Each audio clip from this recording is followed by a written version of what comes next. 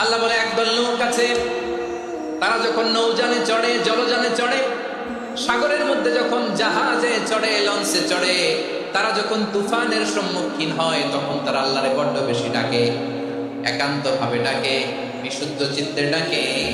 আবার তুফান থেকে তাদেরকে সেফ জোনে নিয়ে, নিরাপদ জোনে নিয়ে যখন বন্দরে আমি আল্লাহ তাদেরকে ফিরিয়ে দেই, ওই লোকগুলো আবার আমি আল্লাহর সাথে শিরিক করে। এরকম আছে না নাই?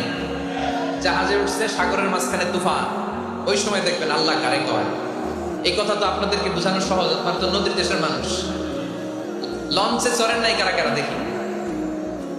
লঞ্চে চড়ছেন? হ্যাঁ, লঞ্চে চড়ে নাই এরকম একজনও নাই এখানে। আচ্ছা, লঞ্চে উঠছেন কে কে দেখি?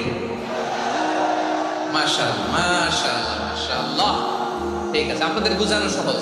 আচ্ছা, লঞ্চে উঠে তুফানের সম্মুখীন হয়েছেন, জলোচ্ছ্বাস সবাই, মাশাআল্লাহ। তো এই ওয়াজটা আপনাদের মুখস্থ, ঠিক কিনা বলেন? আমার বলার দরকার নাই, বলেন। মাঝ নদী, তুফান, জলোচ্ছ্বাস, জলের মধ্যে উচ্ছ্বাস, ঢেউ, টর্নেডো, সাইক্লোন, মেঘের ঘনঘটা, পরিবেশ ঘুটঘুটে অন্ধকার, লঞ্চ একবার এদিকে আরেকবার ওইদিকে, ভিতরে কি অবস্থা হয় বলেন তো? হ্যাঁ,